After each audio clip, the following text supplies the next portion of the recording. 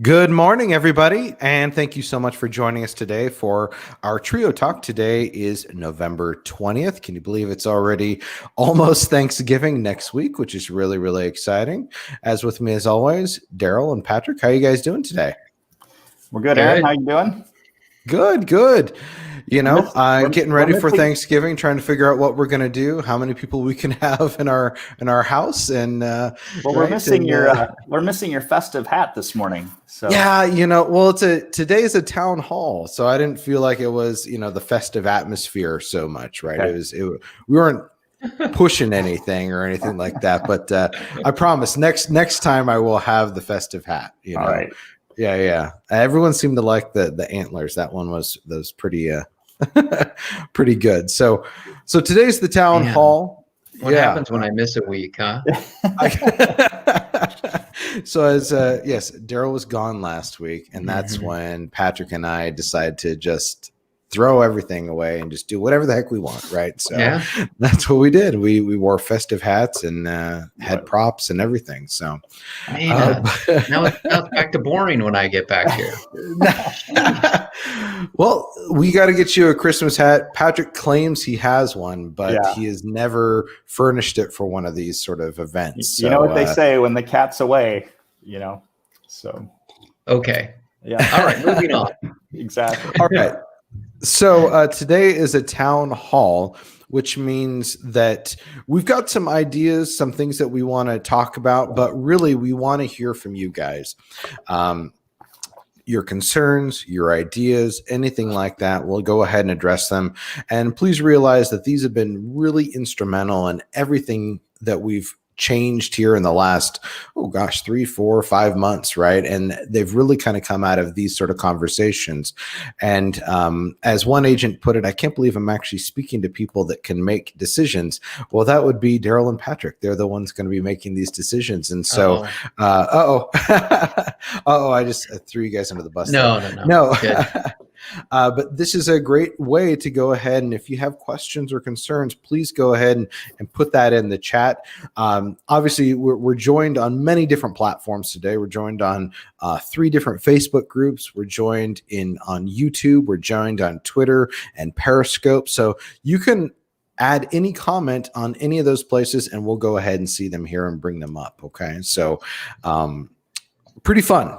But before we get into the town hall, I just want to quickly kind of promote our holiday promos. We launched them last week, and that's why we did have the festive hats, right? And so that was kind of fun. Yeah. So the holiday promos are, Patrick, why don't you start with the first one, the 15%? Well, for starters, and we've had several of you already taking advantage of this, which is good to see. But we have reduced the referral fee for new contract submittals that can close before the end of the year. So, submitted now and closed before December 31st. So we've dropped the referral fee to Trio Residential on those from 25 to 15%. So, man, Merry Christmas. Yeah, that's a big deal, man. Again, I leave for a week and you guys are giving away money. That can buy your kid a new pair of shoes, it's all good. Merry Christmas. The Xbox, right? The PS5, whatever you're going for. Covers and some would say it's a 10% savings, but actually, Patrick, it's a lot more. It's 40. 40%. It's 40%. Yeah. There you go. So it's not insignificant. No, it's a big deal. Not at all. Yeah. And then come the first of the year, we roll over into a new structure that we laid out at our summit. So we're excited about. You'll hear a lot more about that. We'll talk about that as we, close out the year and open up 2021. But some good things, obviously, for our agents that are working with us. Yeah, fantastic. Absolutely. Yeah. And then the other promo are our Trio Ready homes. You would have received an email on Wednesday as well as Thursday advertising those Trio Ready homes. For one of the first times, we're offering a finder fee. So to get any of those customers into those homes, that especially those ones that are coming soon, fantastic. We'd love to try to get some customers in there right before the holiday season, which would be great, right? It'd be home this holiday. And so you can offer that, and it would be a finder's fee for you to go ahead and get that customer into there. So really exciting right there. The homes there's about 5 to I think maybe 8 homes now. If you've kind of been following it, you notice that the homes do change each week, and the amounts for that finder's fee do change each week. So please pay attention that it's not the same email each week. I promise they do vary.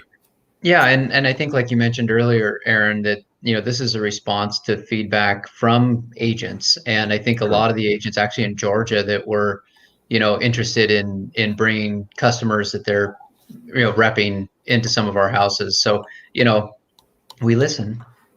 Mm-hmm. Absolutely. All right, let's go ahead and move on.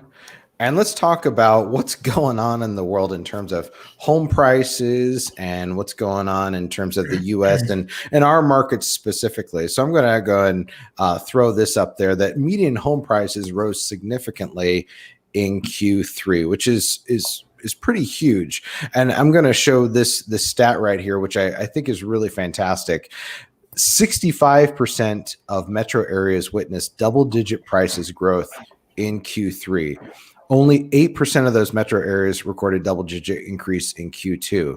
So really significant from Q2 just to Q3. And I think the actual number in most of our regions for Trio is between 12 and 13.7% in terms of that median home price right there.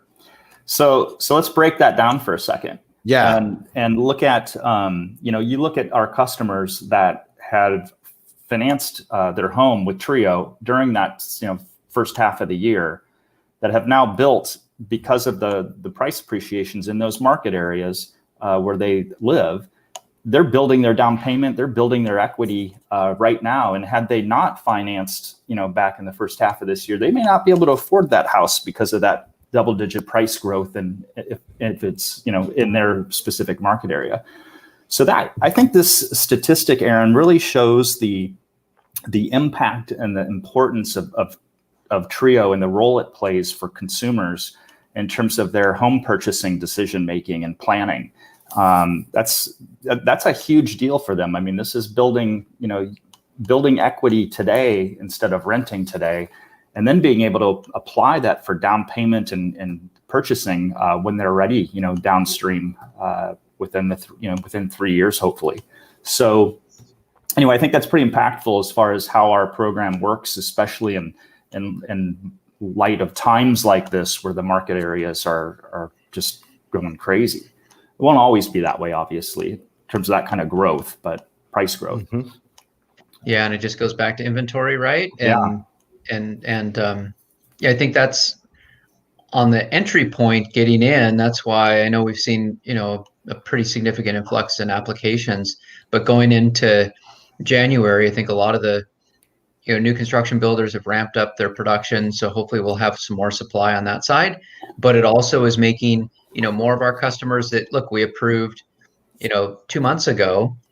It's more challenging for them to find the house that'll fit their budget. So I think it just again goes back to the urgency of people getting into the market, because with rates where they are, it's unlikely that trend is going to change. Right.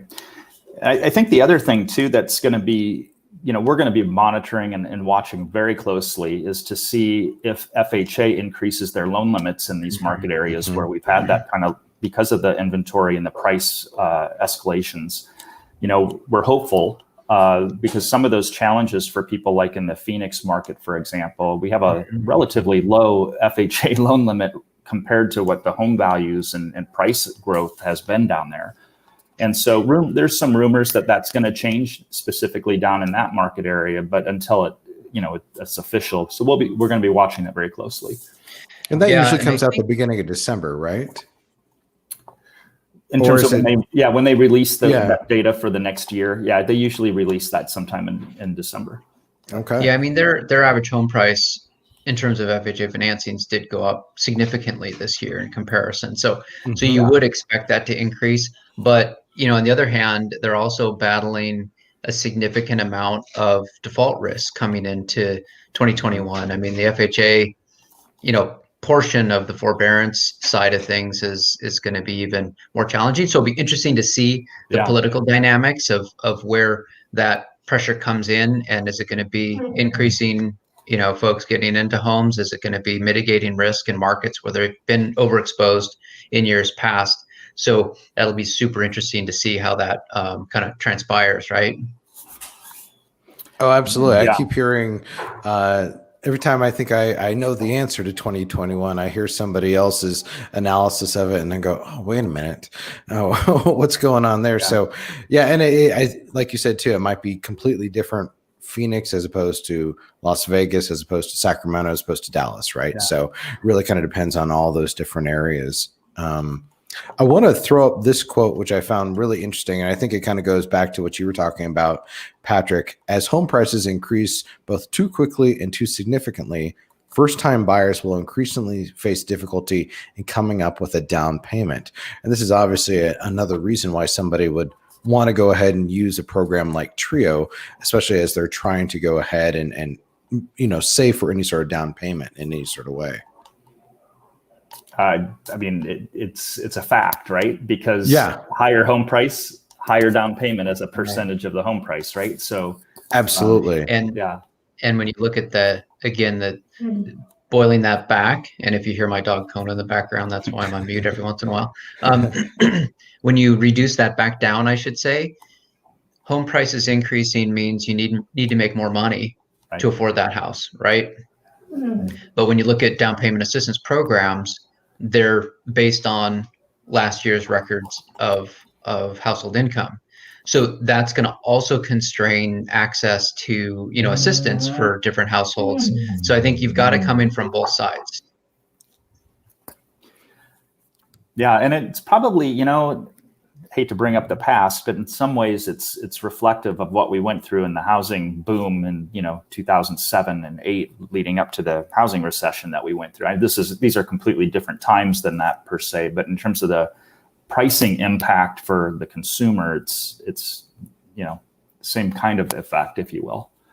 But yeah, the market protection is obviously better because we don't have ARMs, we don't have pick a payment loans, we don't have a lot of those drivers there. We have stuff we've had for a long time, which is FHA mortgages and low down payment conventional. So I think that's helpful in terms of the health of the market. And I know, Black Knight came out with some new stats just recently about some of that data. And the industry and overall, the housing itself is in much better shape than in years past. So I think that the likelihood of some of those repeat challenges are much lower because of the way that frankly, the regulatory agencies have kept things in better check. Forbearance doesn't help that. But I think it's also going to, potentially create some different types of opportunities, I should say. So, yeah, I mean, fascinating times with the haves and the have-nots, meaning folks that have employment and they've got opportunity, and people that thought they had an opportunity that are now, struggling. So there's going to be this separation again of folks in housing, and I think that's put more pressure on opening up opportunities for people, again, opportunity for programs like ours and others to, be able to help people that don't have the perfect underwriting background for getting a new mortgage, right? Well, like you said, it's completely different times. And let's go ahead and change our topic to the pandemic has obviously changed buying habits in 2020 as well, right? We've definitely seen that. This quote is quite interesting. The coronavirus, without a doubt, led home buyers to reassess their home situations and even consider home sizes and destinations. And obviously, we're definitely seeing that in many of our places, people leaving the city maybe for a little bit more space, or people realizing, well, if I'm going to be working from home in any sort of way, maybe I need a little bit more space at home, or maybe I don't need to be living in Silicon Valley. I could be living in the Sacramento and San Joaquin Valley, where it's a little bit more affordable and get a little bit more land, right? So those are just some examples right there. But this is obviously, you could break this down in many, many different ways. Yeah. Patrick, what do you think? No, I mean, all that's true, right? I think we saw that start, earlier in the year when the virus first hit. So where people over the summer, and we're starting, once businesses shut down and we're starting to realize I don't have to live in the city. I think the other thing too is, you've got people living in their apartments and condos where they're, paying some pretty, in a lot of cases, some pretty hefty HOA dues for all these amenities that they can't use.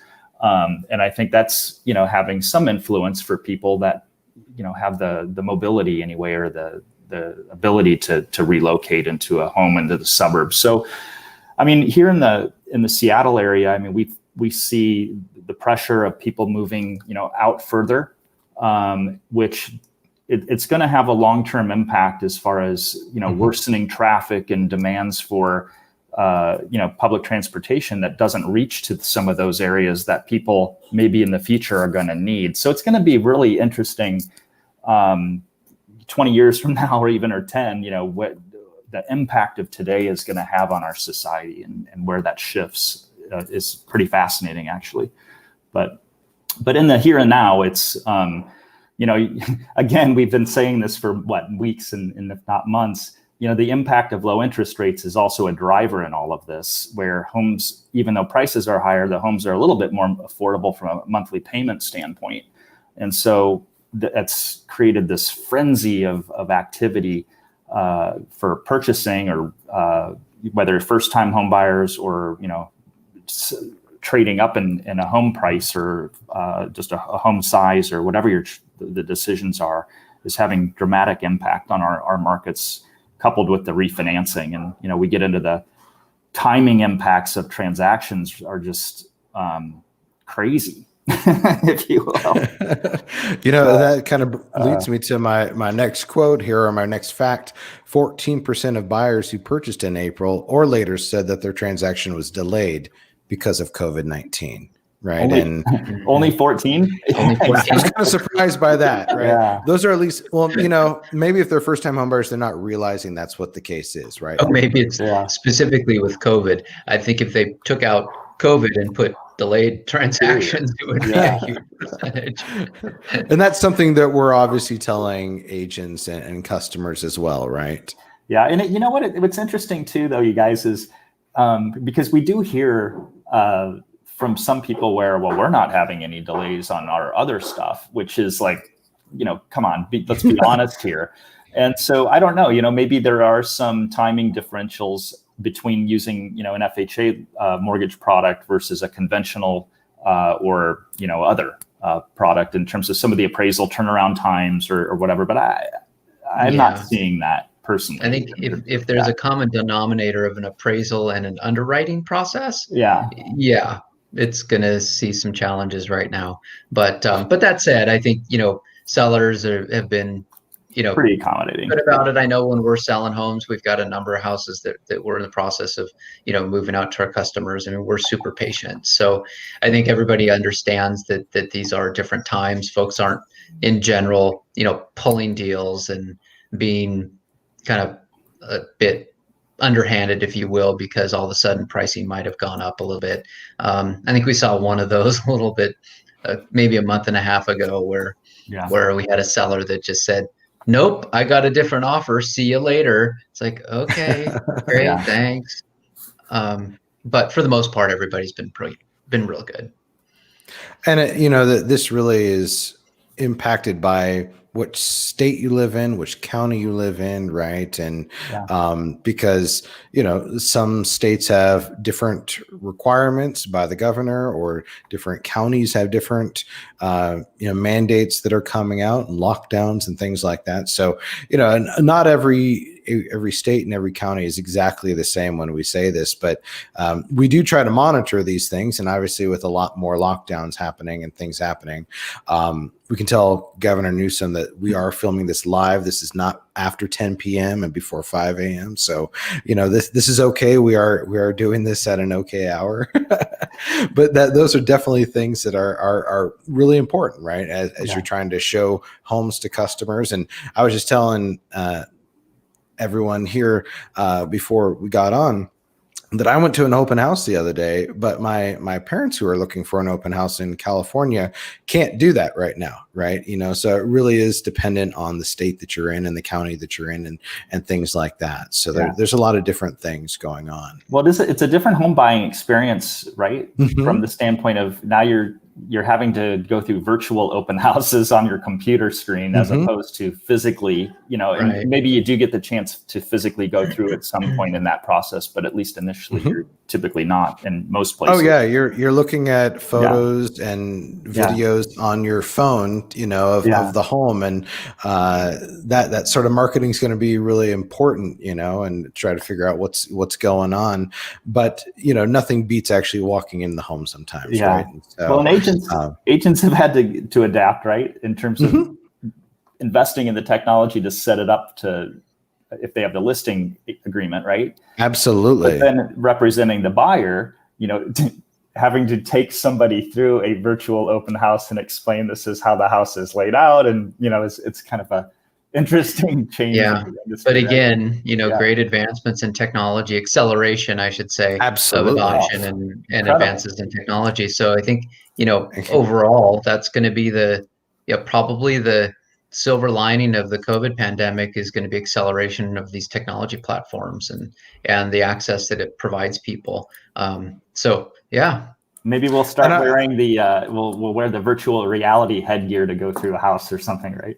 That would be kind of fun. I do have to say, while you're living in it, you don't quite realize how fast it's going or how slow this is going. But I do want to applaud everybody for really adapting so quickly to a lot of these things and finding, not everybody likes that term, the new normal, but whatever that new normal is, and, different, like I said, lockdowns and things like that. You're really adjusting. Okay, this is now the new option, as opposed to that face-to-face interaction. What can I go ahead and pivot to? And everyone's been really, really fantastic at that, and finding new ways to go ahead and use technology in different ways, like you said, or develop new technology to go ahead and reach people that where you can't in person. So it's really fantastic. I love to see all those things happening. For sure.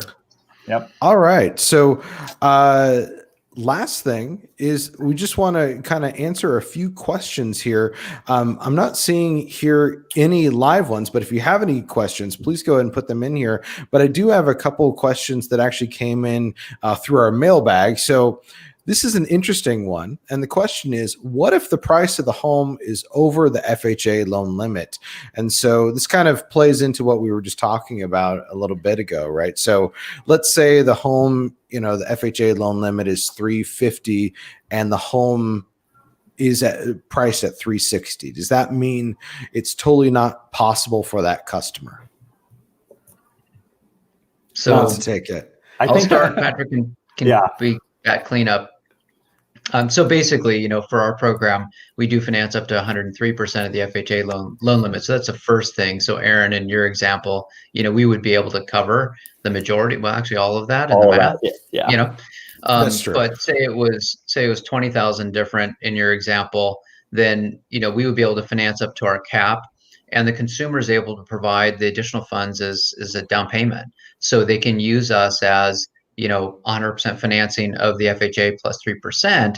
But if the home price is above that, they can put in that difference and we'll be the primary financing for them on that home. So it does work. We have customers that do that on a regular basis. And so, they want the house in their market area. They have the funds to be able to afford it. And, typically those are people that do have a higher household income. And in some cases, we have people that have sold homes and they're using our program to finance their new home as they go through a transition. And so they've got their proceeds that they can apply in. And those are direct.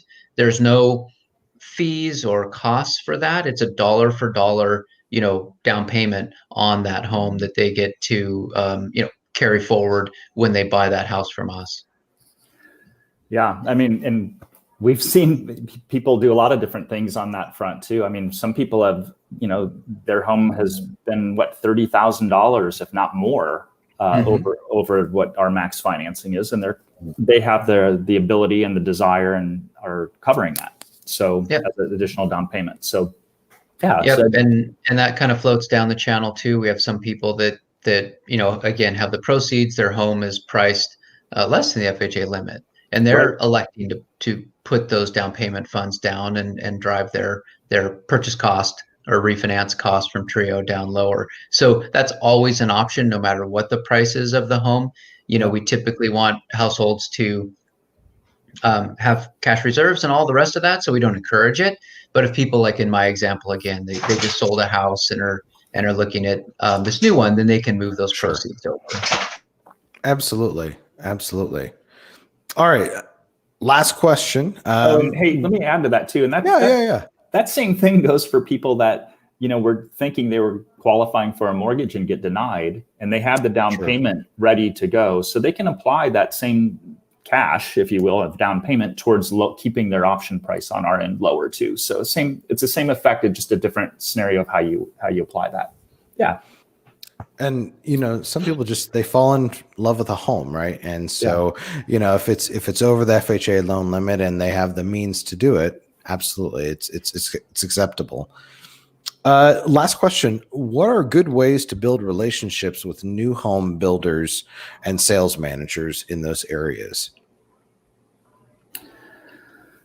Well, I think there's a lot of good ways. And we've seen from some of our agents and Trio preferred agents out there working with home builders. I mean, first and foremost, it comes to spend the time and helping to educate that on-site sales team of the builder with what our financing program is all about. And then, after investing the time and having the opportunity to run your first deal, to show them firsthand, this is how it works. And when they see that, what we're experiencing now are these builders are coming back to us after that first experience. And when they're having, denials midstream, when they already started construction for a family, and trying to save those with us, as well as opening that up for other agents, bringing other customers to them with a Trio customer. So, it's a positive investment of your time, and it does take some education. Some are quicker to get it, understand it and patient with it than others are. But again, it's all about performance at the end of the day. And you can, if you spend the time and you get one deal done with them, you typically are going to be able to continue to funnel people into their homes, because they're going to say, hey, this works great. Absolutely. I know that during the Trio Summit, we did have somebody come on and kind of talk about how she's doing something like that. And we'd like to get her back on to TrioTALKS, as well as some other home builders. So please let us know in the comments or anything if that's something that you would like to see. This is a question that I seem to be getting a lot more of. And so any sort of guidance or any sort of ideas that we can kind of help you out with that, please let us know. We'd be happy to go ahead and set up, tutorials and these sort of discussions to kind of show how people are succeeding in their markets and building that relationship with sales managers and VPs of different home builders out there. All right. Well, look at the time, guys. Wow. What's that? It's at the very end. We're at the very end. You mean we're not blabbing too long today, is what you're saying? That's great. I mean, I think we answered those questions, which is terrific, and I think as we look forward to end of year, again, let us know if there are other comments, questions, suggestions that you have for us. We're making some final decisions before the start of 2021. So we welcome any input folks have, and happy to respond to it on TrioTALKS, electronically, or, with a rollout of some modification to our program. Actually, somebody just commented and they've got a good question based on the new home construction. So I'm going to throw it up here. I don't know who it is. Over, Aaron. Couple minutes. Yeah, right. 1 minute, right? All right, this is Facebook user. A lot of new construction isn't finished yet. Will Trio still finance a home that isn't quite built yet? The short answer to that is yes. I mean, we've got houses that aren't going to be, that we've approved for financing, that are under contract and approved, that their estimated completion date isn't until April. Yeah, they just have raw land right now, Patrick, right? So, yeah, exactly. Yeah. So yeah, and the fun thing for that is the consumers, they're going through the normal home buying process. I mean, they're going to the sales center, design center, whatever it is, and they're picking out their finishes and making it their house. So we do those and always have. So happy to work on any of the new builds and help those families out. It's really then that relationship, like that last question with the sales manager and the builder. But we're happy to work on and finance those homes for sure. And then we had another one just that was under contract, I think back in, gosh, I want to say like September initially, where it was being built. And didn't expect it to be delivered until January, and now it's ready. And so we're proceeding to get everything. We just got it appraised on the since it's finished, and are moving towards closing. So I mean, we're really flexible with that schedule for the builder in terms of being able to accommodate that if if it started earlier. So. And this works great for any of those customers out there that are telling you, I'm interested in the program, but my lease isn't up for another 9 months or something, right? Well, if they want a new home build, right, this is the time to start looking for those sort of things and start working on that. So this is a great question. I'm not sure who Facebook user is, but thank you so much. Appreciate that. Really, really great comment. All right. We went 1 minute over. Sorry, guys. That's right. All right. That's a good question. Folks, yeah. Great question. Now, next week is obviously Thanksgiving week. Hopefully everybody has a fantastic Thanksgiving with their family.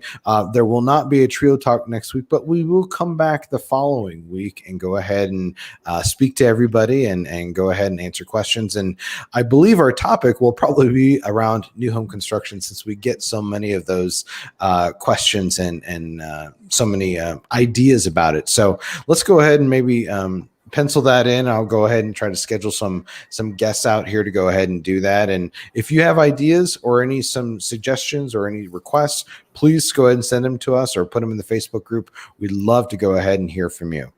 Don't forget about the holiday promo, right? 15% referral fee, as well as the Trio Ready homes, guys. So Daryl, Patrick, any last words? Thank you. Yeah, thanks. We'll see you in December, believe it or not. That's right. We'll see you in December. Holy cow. Have a great Thanksgiving, everybody. Take care. Thank you. Thanks. Bye-bye.